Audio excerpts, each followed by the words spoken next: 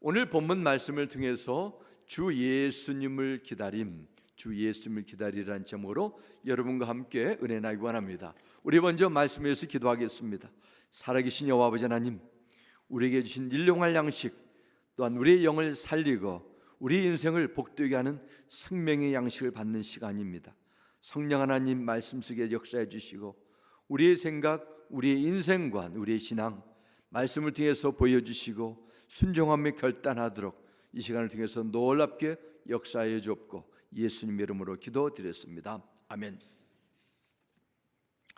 이제 정말 미국의 최대 명제라고 부르는 땡스기빙 휴일도 지나고 이제 크리스마스를 몇 주 앞둔 요즘에 주위에 반짝이는 크리스마스 장식들이 세워지고 사람들의 마음과 발걸음, 또 계획한 여행, 또 선물을 준비하기 위해서 점점 바빠지고 있는 분위기입니다.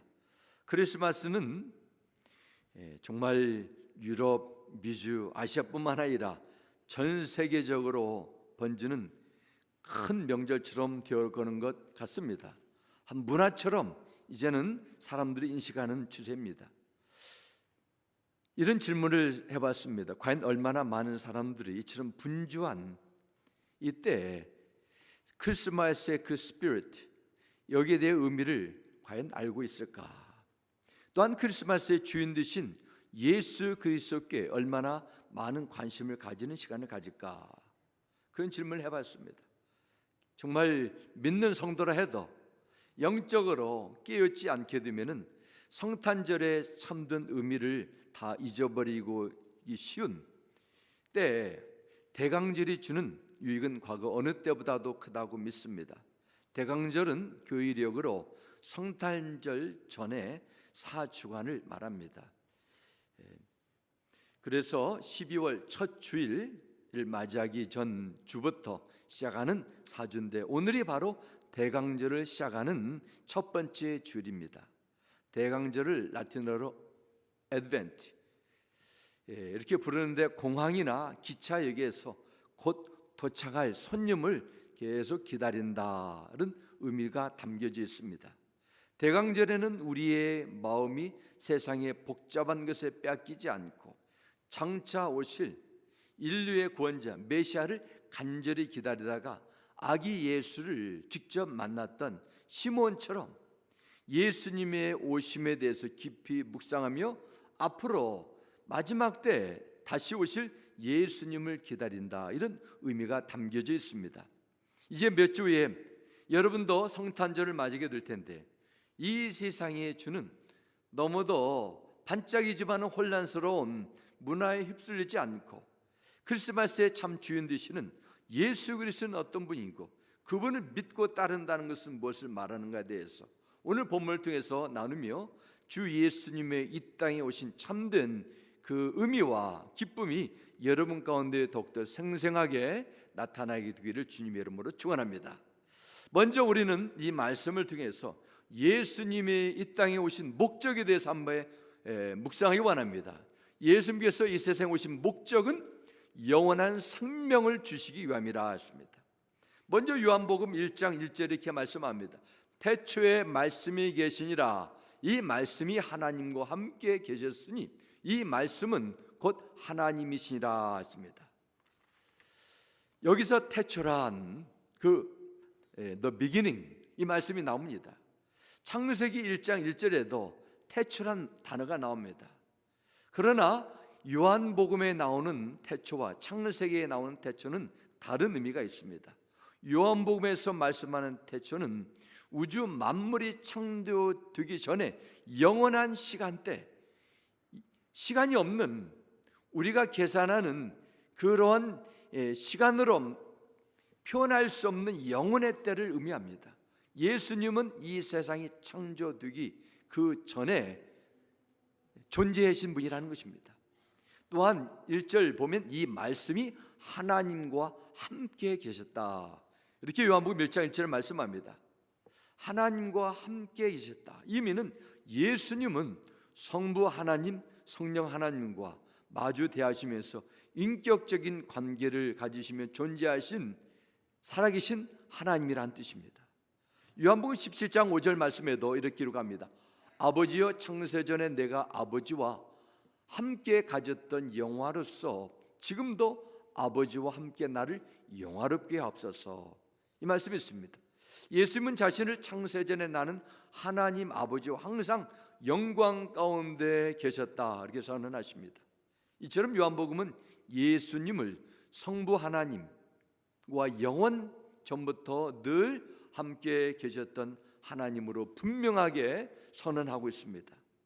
또한 1장 1절 보면 이 말씀은 곧 하나님이라, 이 뜻은 하나님과 동등한 권세와 능력이 예수 그리스도 안에 있다, 이 뜻입니다. 온 우주 만물의 창조주가 되시고 주권자가 되시고 또한 어떤 일도 행할 수 있으시는, 어떠한 문제도 능히 넉넉히 해결할 수 있는 전능하신 하나님, 그 하나님이 바로 예수님이라, 이렇게 성경 선언합니다. 요한복음은 예수님께서 행하신 많은 기적들과 이사들을 기록하고 있습니다. 갈릴리 호수에서 그 갑작스럽게 불어닥친 폭풍으로 침몰할 위기에 있던 제자들 구하기 위해서 예수님은 물 위를 걸어가시고 말씀으로 풍랑아 잠잠하라 말씀하시는데 풍랑이 예수님의 말씀을 들었습니다. 예수님은 자연의 법칙을 초월하여 능력을 행하시는 전능의 주가 되심을 보여주셨습니다. 날 때부터 눈을 뜰 수 없고 소경된 자의 눈을 열어주심으로 예수님은 질병을 초월하여 어떤 육체적인 질거도 능히 해결할 수 있는 분임을 증명하셨습니다. 요한복음 11장에 보면 우리에게 잘 아는 죽은 나사로, 그냥 죽었다 깨어난 정도가 아니라 3일이 돼서 썩은 냄새가 나는 그 나사로를 살려주시는 그 사건이 나오게 됩니다. 나사로야 나오너라, 말씀으로 나사로가 살아났습니다. 어떤 사람은 이러한 기적들을 보면 나는 성경에 나오는 기적들을 도저히 믿을 수 없다, 이것은 상식으로 이성으로 논리로 이해되지 않는다 하며 고개를 갸우뚱거리며 성경의 진리성을 부인합니다. 그러나 그것은 예수님이 누구인가를 모를 때 반응하는 인간적인 생각입니다.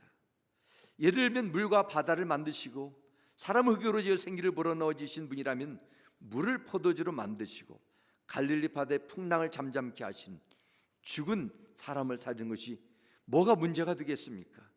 예수님께서 영원 전부터 계시고 천지 만물을 지으시고 통치하신 그러한 하나님으로 믿는다면 성경에 기록된 모든 기적이 믿지 않을 수가 없습니다. 당연한 것이죠. 하나님이시기 때문에 그렇게 행할 수 있다는 것입니다. 히브리서 7장 3절은 이렇게 말씀합니다. 아버지도 없고 어머니도 없고 족보도 없고 시작한 날도 없고 생명의 끝도 없어 하나님의 아들과 닮아서 항상 제사장으로 있느니라. 여기서 뜻하는 항상 perpetually 이렇게 해석이 나오는데 이건 영원한 제사입니다. 영원 무한토록 존재하는 분, 바로 예수님에 대해서 이렇게 설명합니다. 그러면 예수님께서 성경을 통해서 기록한 모든 기적과 말씀, 여러분에게 주신 그 목적, 성경을 기록한 하나님의 의도는 무엇일까요? 요한복음 20장 31절은 기록합니다. 오직 이것을 기록하면 너희로 예수께서 하나님의 아들 그리스도이심을 믿게 하려 하며 또 너희로 믿고 그 이름을 힘입어 생명을 얻게 하려 함이니라. 아멘. 그냥 예수님의 존재, 예수님의 사역, 말씀을 믿는 정도가 아니라 그 이름을 힘입어 무엇을 얻게 하려 함이라? 생명을 얻게 하려 함이라. 성경을 선언하고 있습니다.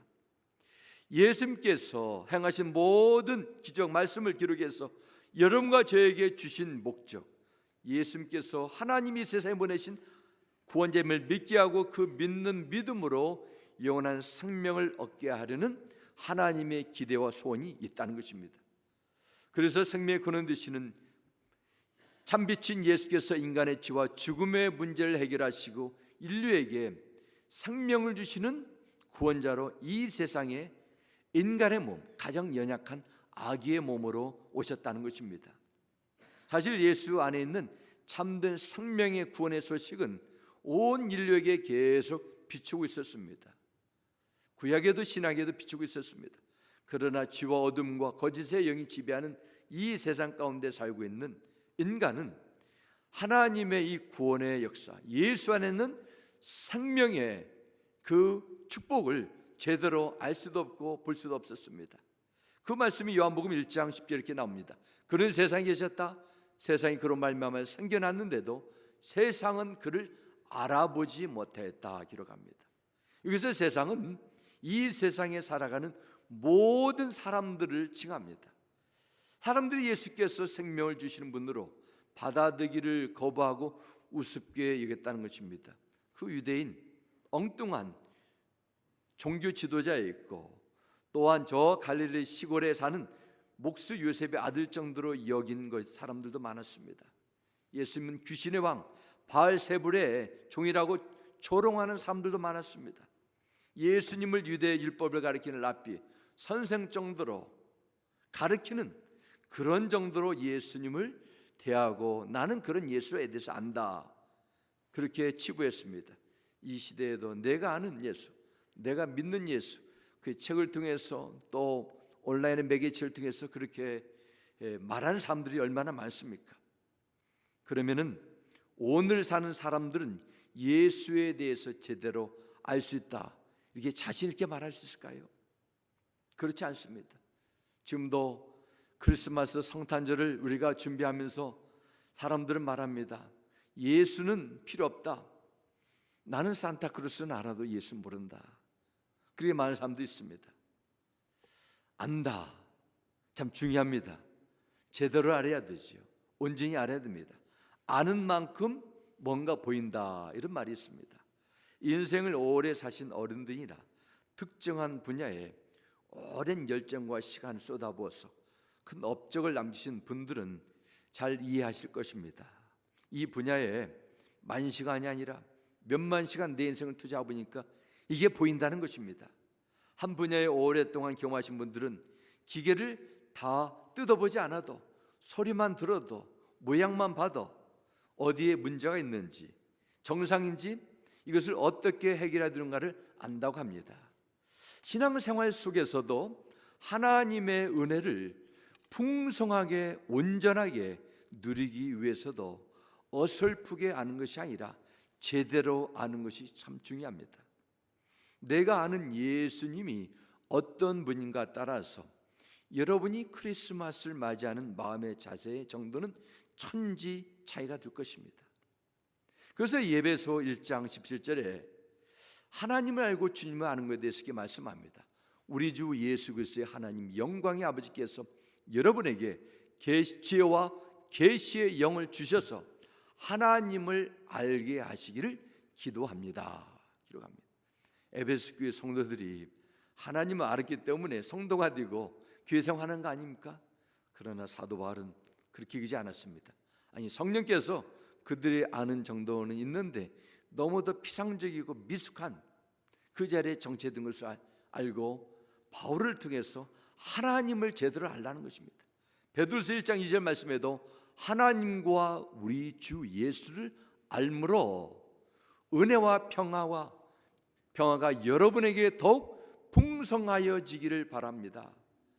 하나님께서 주신 은혜와 내적인 평강과 기쁨이 하나님과 우리 주 예수님을 알물 통해서 더욱 온전해진다고 성경은 말씀합니다.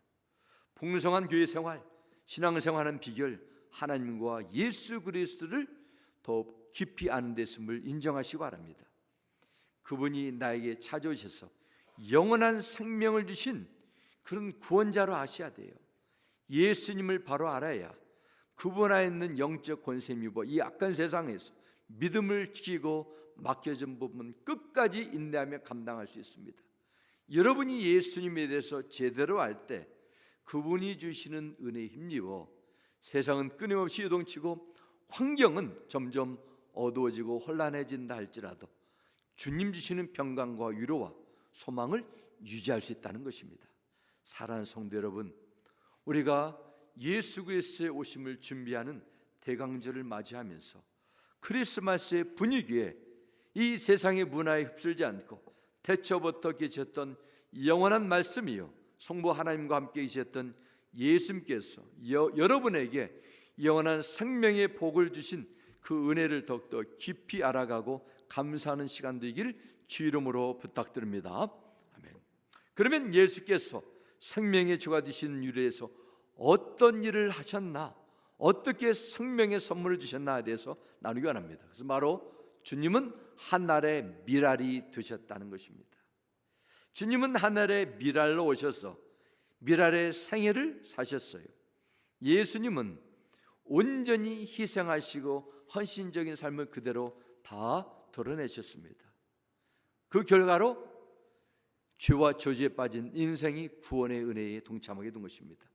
오늘 보면 요한복음 12장 말씀은 주님께서 십자가에 못 박혀 돌아가시 6일 전에 전하신 사역의 마지막 부분 가운데 한 부분입니다. 우리 지난번에도 나눴던 것처럼 마리아가, 바로 나사렛에 누이드는 마리아가 지극히 비싼 향유 한 나드 예수님의 발에 붓고 머리털로 주님의 발을 닦고 나서 주님은 죄 있는 사람들 향해 나의 장례를 한 그 날을 위하여 그것을 간직하라 말씀을 주셨습니다.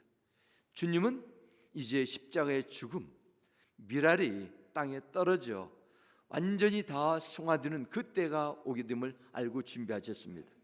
하지만 주님의 제자들, 대부분의 사람들은 몰랐어요. 자기의 관심거리에 다 빠져 있었습니다. 예수님을 따르는 제자들은 예수님께서 영광을 이룰 때가 올 텐데 그것은 바로 세상의 영광이라. 그러나 주님은 나는 세상의 영광이 아니라 인재의 영광이 이룰 때가 됐다고 하셨습니다. 수많은 예루살렘 시민들은 찾아와서 저 예수님이 우리의 왕이 돼서 저 로마 대군을 물리치고 새로운 시대가 곧 도래할 것이라, 그렇게 설레며 예수님을 이제 왕으로 추대하려 했습니다. 예수님, 내가 예수님 곁에서 높은 자리에 올라가고 어떠한 대접을 받을 것인가에 대해서 제자들은 계속 머리를 싸면서 시기하며 질투하며 그때를 준비했습니다. 이것은 마치 예수님께서 왜 이 세상에 연약한 인간의 몸으로 오셨는가에 대한 관심은 하나도 없고 그냥 그저 분위기에 빠져가지고 크리스마스에 거기에 빠져있는 이 시대의 풍조와 비슷한가, 그렇게 여겨집니다. 이때 예수님께서 놀라운 말씀을 주십니다. 바로 24절 말씀입니다. 내가 진실로 진실로 내게 이르노니 한 알의 밀이 땅에 떨어져 죽지 아니하면 한 알 그대로 있고 죽으면 많은 열매를 맺니라, 이 말씀을 주셨습니다. 이것이 한 알 밀알에 담긴 의미입니다. 한 알의 밀에는 무한한 열매를 맺을 수 있는 그런 가능성이 담겨져 있습니다.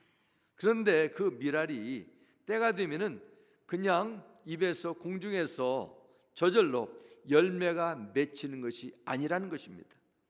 열매를 맺기 위해서는 반드시 두 가지 과정을 거쳐야 됩니다. 첫째는 씨앗이 땅속에 묻혀야 됩니다. 고기를 쳐들고 위로 올라가고자 하면은 절대로 이 밀알은 열매를 맺을 수가 없습니다. 그리고 또한 땅속에 맺힌 그 밀알의 씨앗이 그 씨를 보호하고 있는 껍질이 땅속에서 완전히 썩어서 분해가 돼야 돼요. 한 알의 밀알이 땅에 묻히고 100% 다 썩어 분화될 때 그곳에서 싹이 나게 되고 자라고 꽃이 피고 몇 개월 후에 한 줄기에서 수백 개의 밀알이 주렁주렁 달리게 됩니다. 이러한 재생산의 과정을 몇 년 거치고 나면은 한 알의 밀알이 몇백 개가 아니라 몇천 개의 만매, 억 개, 2억 개의 열매가 나타나게 되는 것입니다. 이것이 바로 밀알이 땅에 떨어져 죽는 이 생명의 법칙, 열매의 법칙이라는 것입니다. 이것은 바로 주님께서 곧 짊어질 십자가의 죽음을 의미하고 있습니다. 그런데 이 죽음이 어떻게 영광을 얻는 것이라고 말할 수 있을까요? 바로 한 알의 밀알이 땅에 떨어져 그냥 죽어 사라지는 것이 아니라 그 죽음을 통해서 많은 열매를 맺는다, 이렇게 24절 후반절에 말씀합니다. 빌립보서 2장 6, 7, 8절에도 예수님께서 하늘의 미랄이 되기 위해서 어떻게 이 땅에 오셨는가에 대해서 이렇게 기록합니다. 그는 근본 하나님의 본체시나 하나님과 동등됨을 취할 것으로 여기지 아니하시고 오히려 자기를 비워 종의 형체를 가지사 사람들과 같이 되셨고 사람의 모양으로 나타나사 자기를 낮추시고 죽기까지 복종하셨으니 곧 십자가에 죽으심이라 선언합니다. 예수님은 하나님으로서 지극히 높은 하늘 보좌에 모든 영광과 존귀를 다 내려놓으시고 인간의 몸을 입고 말구에 태어나셨습니다. 이것이 바로 주님의 마음입니다. 바로 미랄이 땅에 떨어져 죽는 그 과정이셨습니다. 우리는 때로 자존심 하나 제대로 깨지 못해가지고 귀로할 때 못합니다. 너무도 힘들고 귀로합니다. 저 사람이 나를 이렇게 대하고 내 자존심을 건드려가지고 꿍 하고 말을 하지 않은 지가 6개월, 1년, 2년이 지난 사람도 있어요. 얼마나 강한 내 자존심의 힘입니까? 그런데 예수님께서 하늘의 모든 영광을 버리시고 이 땅에 오실 때 얼마나 그 마음이 아프고 충격했겠습니까? 하지만 주님은 모든 것을 다 버리시고 이 땅에 그대로 내리셨어요. 오셔서 죄인과 병든 사람 그들을 사랑으로 다 섬겨주셨습니다. 예수님이 현장에서 간음으로 잡힌 여인의 죄를 용서해 주시고 더러운 나병 환자를 어루만져 주시고 고쳐주셨습니다. 죄인들의 친구가 되셨어요. 연약하고 가난한 자들의 위로자가 되셨습니다.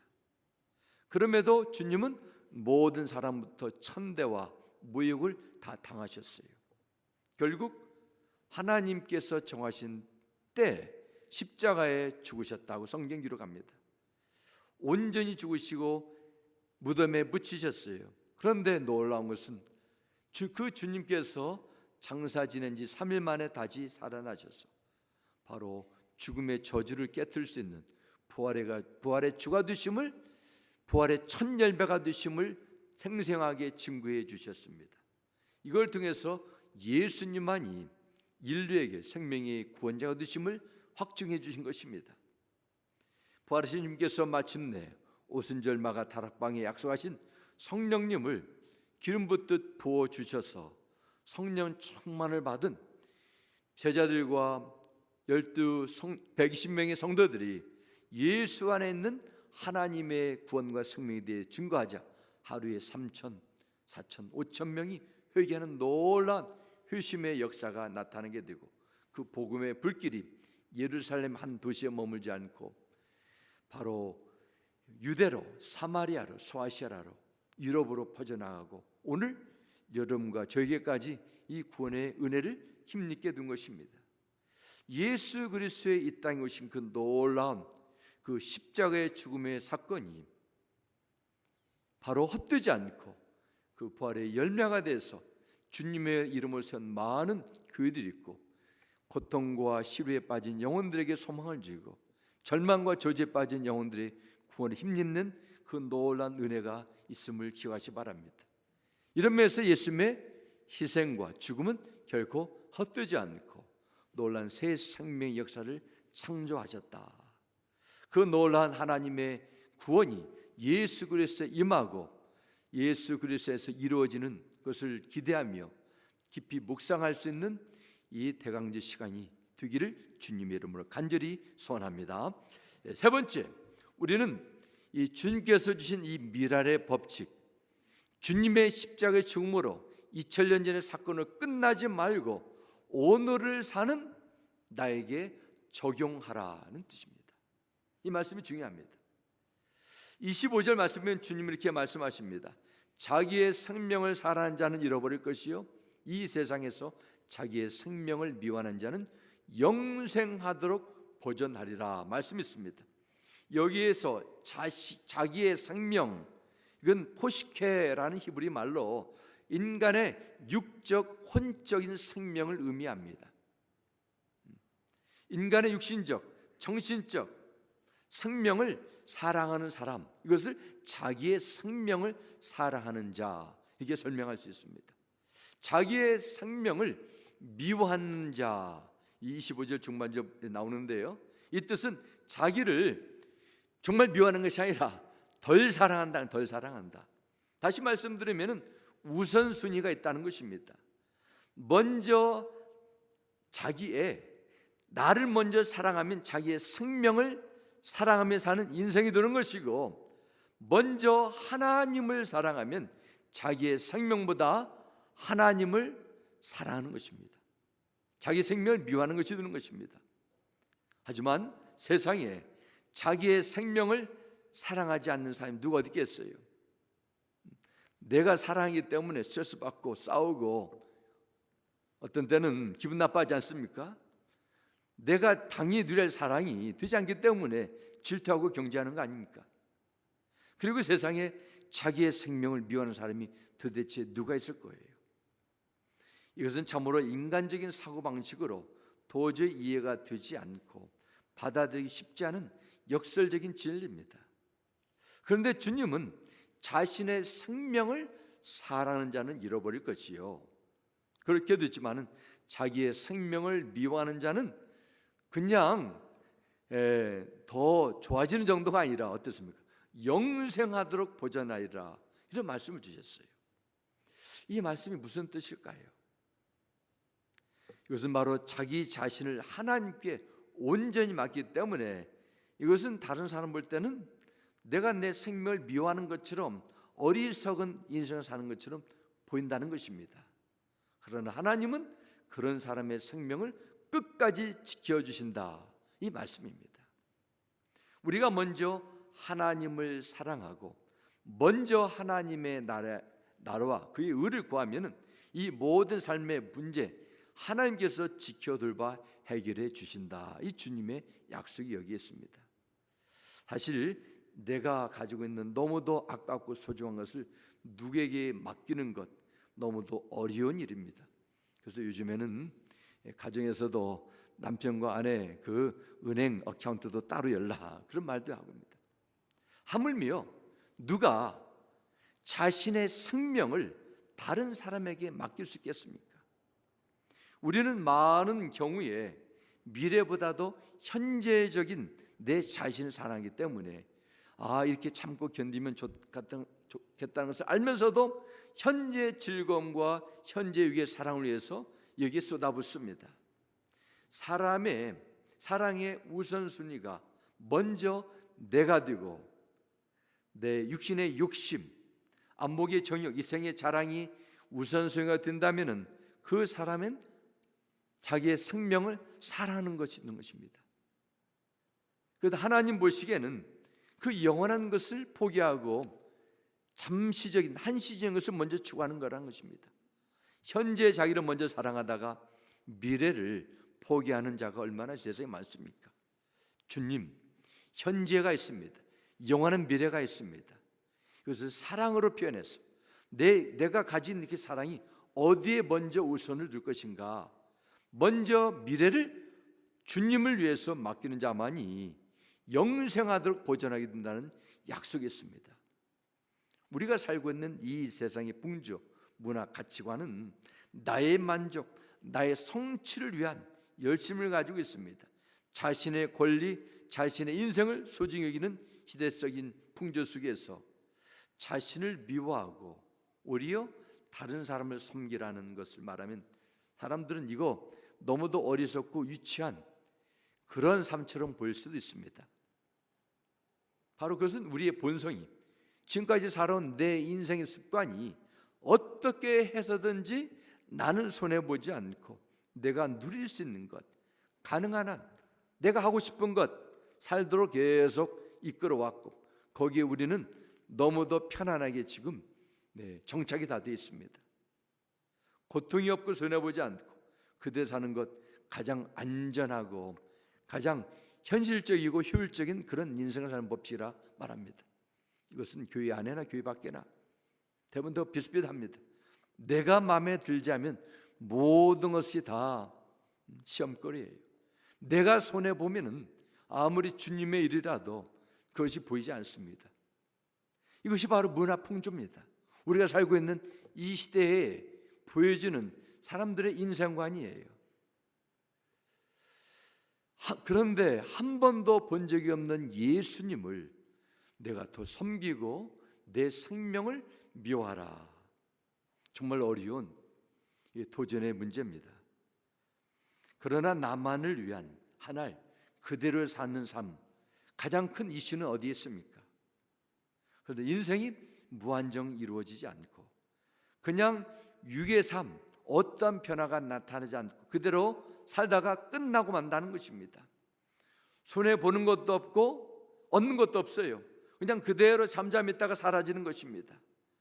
땀과 고생도 없지만은 열매를 얻는 그 감격 보람도 없고 더 나아가서 영생하도록 보존하게 할 하늘의 상급도 없습니다. 그냥 하나님 보시기에 평생을 살았는데 사라질 육신적인 생명만 위하는 어리석은 인생에 투자하는 것입니다. 그래서 하나님께서 사랑하는 자들에게 이러한 너무도 아니라고 이기적인 그런 삶의 패턴을 바꾸기 위해서 사랑하는 자들에게 광야 훈련을 시키십니다. 고난을 주십니다.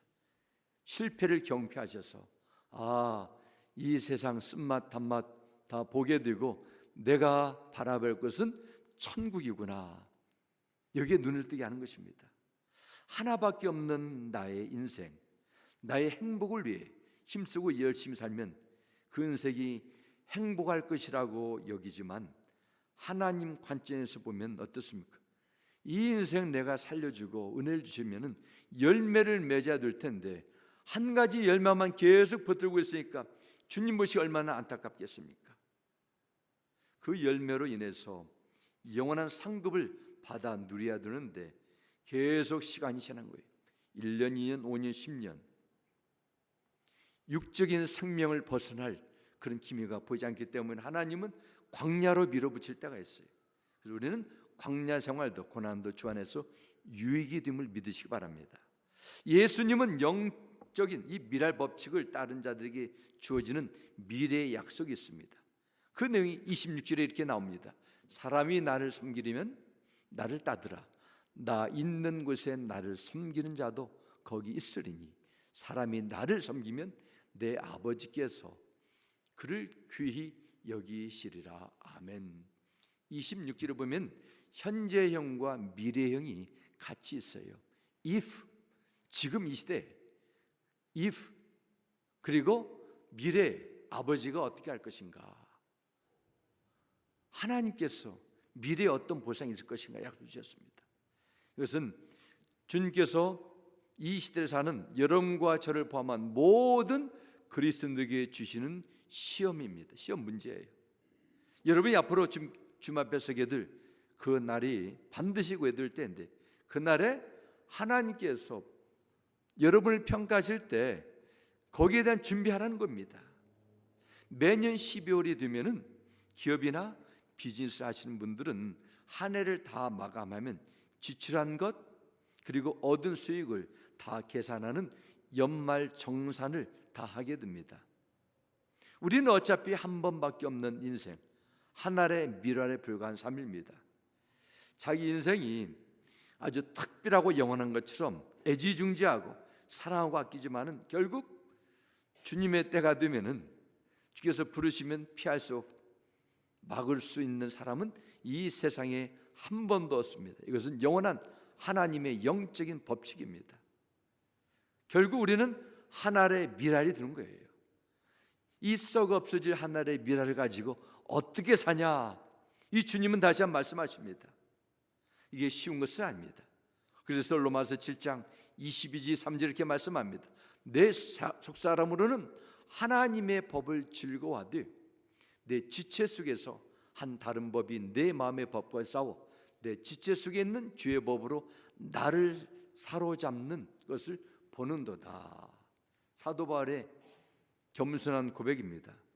분명히 예수 안에서 나는 하나님 앞에 의롭다함 받고 하나님 나라의 사명자로 부름을 받았는데 아직도 내 마음속에 다른 법이 싸우고 있어요. 내 육의 소욕을 사모하는 마음이 남아있어서 나를 괴롭게 하고 고통스럽게 한다는 것입니다. 바울은 이런 고민이 육체 가운데 있기 때문에 어쩔 수 없이 하는 탄식입니다. 우리의 속사람이 예수 그리스도의 십자가의 보혈의 은혜로 새 생명, 부활의 생명, 성령의 전이 되었지만은 이 땅에 사는 동안 아직도 이런 여러 가지 한계점이 있습니다. 분명히 죽을 육체예요. 정말 불과 같이 다 사라질 육체인 것을 머리로는 알고 있는데 우리는 내 마음속에서 계속 두 대상이 법이 싸우고 있어요. 하나님을 기뻐하실까? 나를 기뻐하실까? 나를 사랑하는 것을 할까? 아니면 먼저 하나님의 것을 내가 추구할 것인가? 이런 고민과 갈등이 있는 것은 당연한 크리스천의 원리입니다. 이 세상에서 우리가 사용하는 육체, 이 세상의 것을 많이 필요합니다. 매 새끼마다 식사를 해야 되죠. 이것저것 사야 되죠. 맛있는 것도 드셔야 되죠. 정말 얼마나 분주합니까? 여러분이 정말 하나의 미랄로 산다는 것은 너무도 힘든 그 과제에 주어져 있습니다.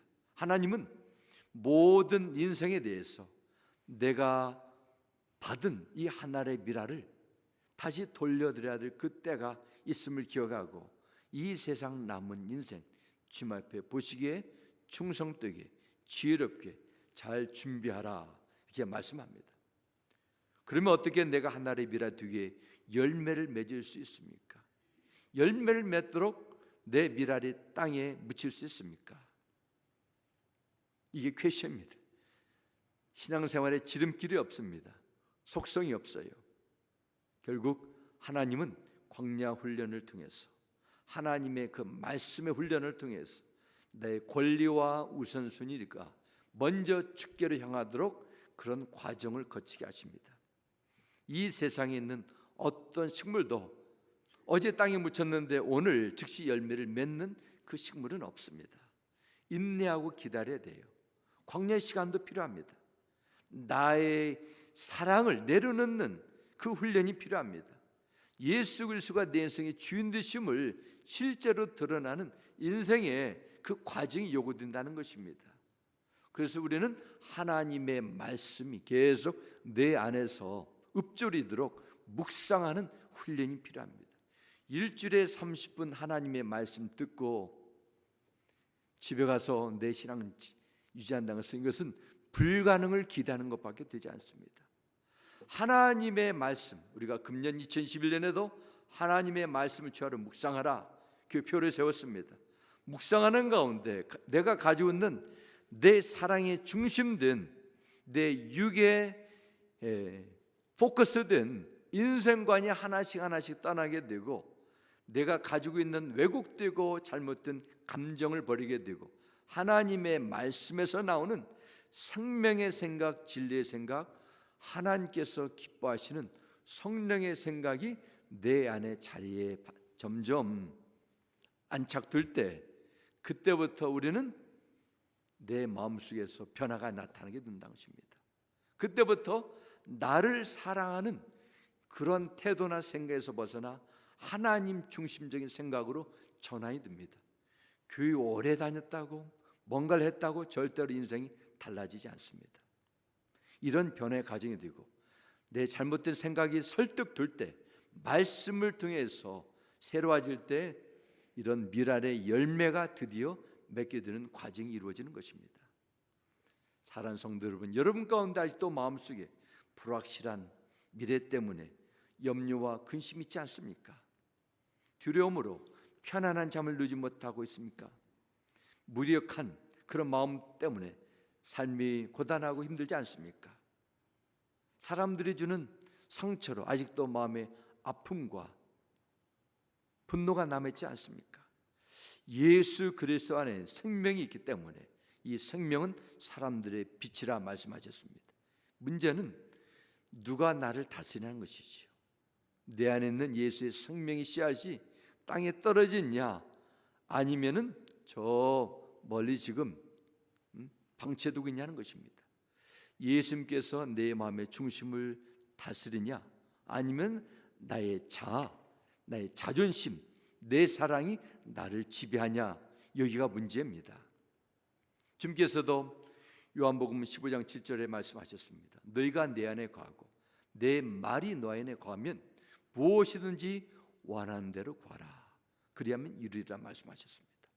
참 생명이요 빛이신 예수님께서 여러분 안에 오셔서 그분의 말씀이 여러분의 삶의 원칙이 되고 기준이 되고 여러분의 삶의 인상관이 되도록 노력하시기 바랍니다. 영원한 가치를 위해서 우리가 열매 맺기를 위해 손하신다면 우리는 조금 힘들고 불편해도 그 길을 걸어가시기 바랍니다. 좁은 길에 생명의 길이 있다 말씀하셨습니다. 이번 2021년 대강절을 맞이하여 나만을 사랑하고 나 중심적인 이기적인 인생관 자아를 부인하시고 예수 그리스도 안에 영원한 생명이 나타나는 미랄의 원리를 잘 실천하셔서 100배, 60배, 30배의 열매를 맺으셔서 영원한 천국의 영광에 동참하는 우리 모두가 되시기를 주 예수 이름으로 간절히 축원합니다. 아멘. 기도하겠습니다. 아버지 하나님 감사합니다. 주 이름을 찬양합니다. 예수의 오심을 준비하는 대강절 첫 주일입니다. 나는 어떤 예수님을 준비하고 있습니까?